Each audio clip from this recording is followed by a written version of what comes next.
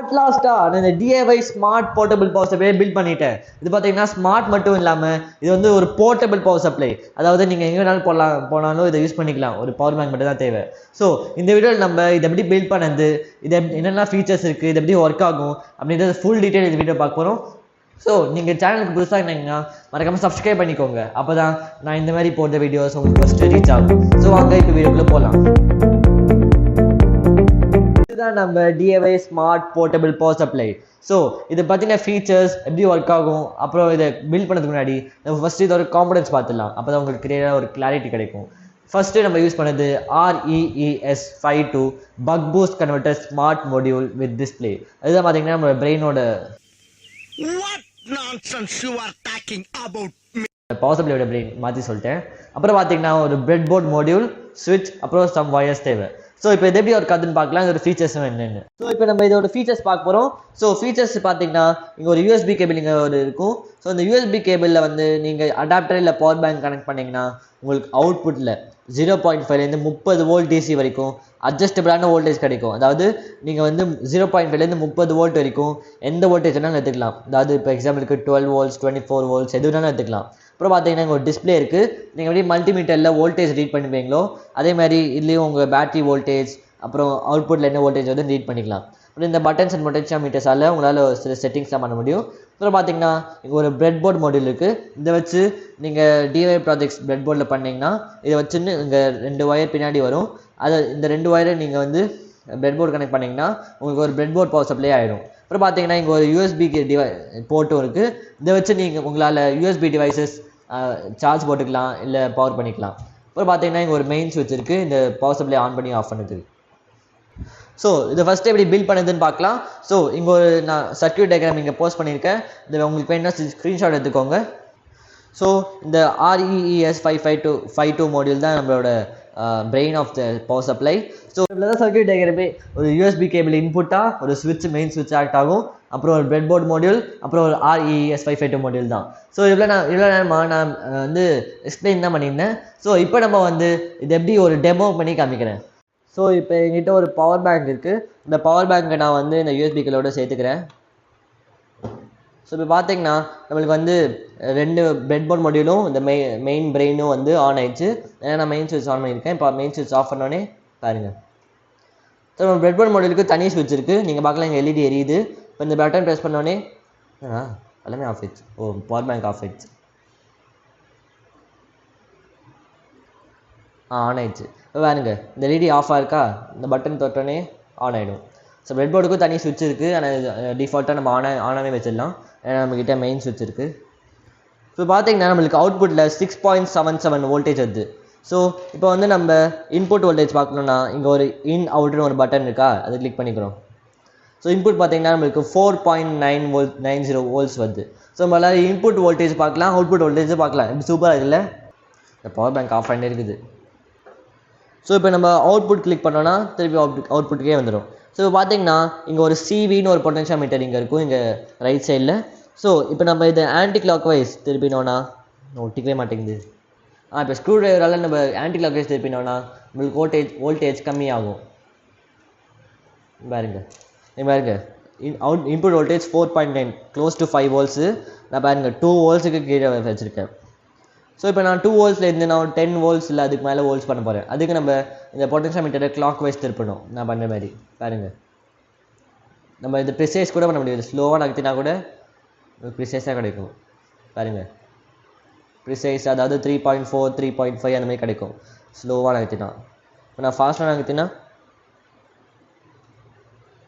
பாருங்கள் 20 வோல்ட் இருக்கும்போது இது வரைக்கும் பேட்டரி கூட சூடாகல, இந்த மாடியூல் சூடாகும். ஏன்னா அதுக்கு வந்து வோல்டேஜ் ரெகுலேட்டர்ஸ்லாம் இருக்குது. நல்லா இங்கே ஒரு ஹீட் சிங்க் இருக்குது பாருங்கள். ஸோ இப்போ இதை நம்ம பேக் டு 5 வோல்ட்ஸ்லேயே வச்சிடலாம். ஏன்னா நம்ம காம்பனன்ட்ஸ்லாம் அதை வச்சு தான் செக் பண்ண போகிறோம்.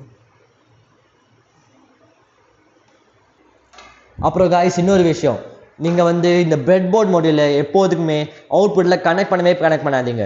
ஏன்னா நீங்கள் வந்து இதை வச்சு அவுட்புட்டில் 30 வோல்ட் வரைக்கும் இது தரும். ஸோ நீங்கள் ஒரு 30 வோல்ட் வரைக்கும் ஒரு டிவைஸை பவர் பண்ணோன்னா இந்த பிரெட் போர்ட் மாடியூலால் 12 வோல்ட் வரைக்கும் தான் மேக்ஸிமம் தாங்க முடியும். நீங்கள் 30 வோல்ட் கொடுத்தீங்கன்னா அந்த பிரெட் போர்ட் பொசினிடும். ஸோ அதனால் நீங்கள் இப்போது இன்புட்லேயே கனெக்ட் பண்ணி வைங்க. ஏன்னா நீங்கள் வந்து இப்போது பவர் பேங்கில் அடாப்டர் யூஸ் பண்ண போகிறீங்க, அதனால் ஒரு 5 volts மேலே கிடைக்காது, 5 volts இல்லை 12 volts மேலே. ஸோ அப்படியும் மீறி 12 volts மேலே யூஸ் பண்ணிங்கன்னா இந்த கேபிள் அப்படி ரிமூவ் பண்ணிடுங்க. ரிமூவ் பண்ணிடுங்க. அவ்வளோதான். அப்படி பண்ணால் உங்களுக்கு பிரெட்போர்ட் மாடியூலுக்கு சப்ளை கிடைக்காது. அதனால் உங்கள் பிரெட்போர்ட் மாடியூலும் உங்களுக்கு தப்பிச்சிடும் பொசுங்கிறதுக்கூட.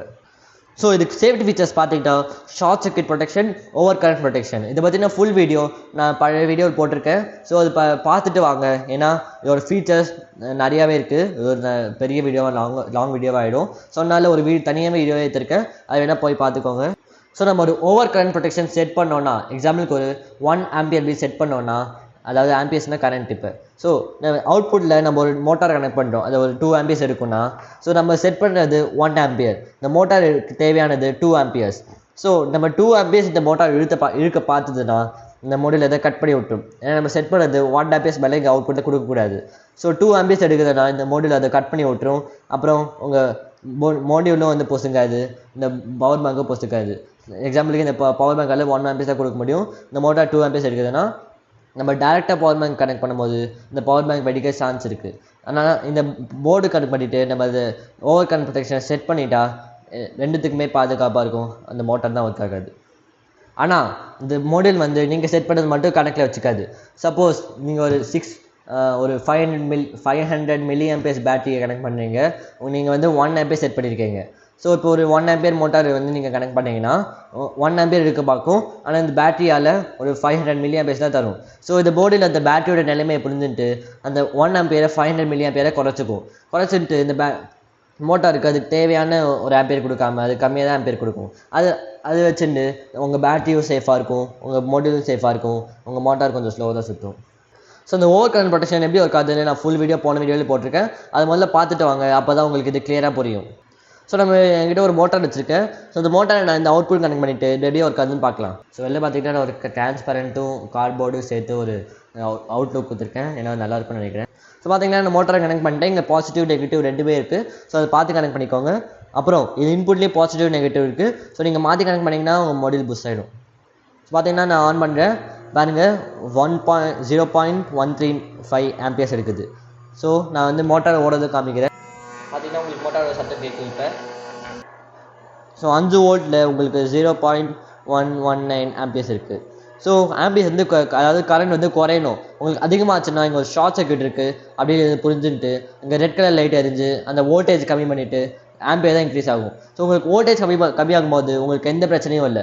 பாருங்க ஒரு ஸ்மார்ட்டான பவர் சப்ளை இது. பாருங்கள் அதே கரண்ட்டை மெயின்டைன் பண்ணி இருக்குது 0.125 amperesலே. இந்த வோல்டேஜ் இன்க்ரீஸ் பண்ணி பார்க்கலாம். பாருங்க நான் மோட்டாரோட சவுண்டை கேளுங்க.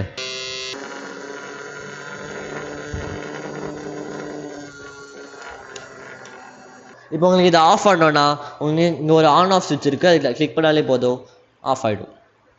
அதாவது இந்த ஹோல் மாடியூலும் ஆஃப் ஆகாது, அதாவது ஹோல் பவர் சப்ளை ஆஃப் ஆகாது, இந்த மாடியூல் மட்டும் தான் ஆஃப் ஆகும். அப்புறம் பார்த்தீங்கன்னா இந்த ஃபோன்லாம் சார்ஜ் பண்ண முடியாது. ஏன்னா இது பவர்ஃபுல் பிரெட்போர்ட் பவர் சப்ளை இல்லை. இது சும்மா ஒரு சிம்பிளான டிவைசஸ் வந்து பவர் பண்ணதுக்கு தான். இந்த சார்ஜிங்லாம் அவ்வளோ பண்ணாது, நீங்களே பார்க்கலாம். நான் ஒரு ஃபோன் கனெக்ட் பண்ணுறேன், பாருங்கள் சார்ஜ் ஆகல. ஸோ இது ஏன் சார்ஜ் பண்ணாதுன்னா இந்த யூஎஸ்பி போர்ட் வந்து சும்மா போலான யூஎஸ்பி போர்ட் தான். ஏன்னா இது வந்து ஒரு பிரெட்போர்டுக்காக தான் டிசைன் பண்ணியிருக்காங்க, ஒரு ஃபாஸ்ட் சார்ஜிங் எல்லாம் இல்லை. சும்மா ஒரு பேசிக்கான யூஎஸ்பி டிவைசஸ் தான் இது சப்போர்ட் பண்ணும். ஸோ இப்போ நம்ம வந்து பிரெட்போர்டு கனெக்ட் பண்ணியிருக்கோம். இந்த பின்னாடி வர யூஎஸ்பி பிரெட்போர்டோட வயரை வந்து இந்த பிரெட்போர்டு கனெக்ட் பண்ணியிருக்கோம். ஸோ இது எப்படி ஒர்க் ஆகுதுன்னு பார்க்கலாம். ஸோ நான் ஒரு எல்இடி எடுத்துட்டுருக்கேன், எல்இடி எரியுதான்னு பார்க்கலாம். எல்இடி எரியுது, க்ளோஸாக காமிக்கிறேன். அப்புறம் நம்மளோட மோட்டார் ஒர்க் ஆகுதான்னு பார்க்கலாம்.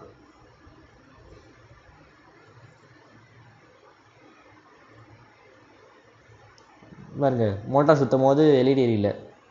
ஸோ இது பார்த்தீங்கன்னா நிறையா ஃபீச்சர்ஸ் இருக்குது. ஸோ இந்த ஃபீச்சர்ஸ்லாம் வந்து முழுசாக பார்க்கணுன்னா என்னோடய பழைய வீடியோவை பாருங்கள்.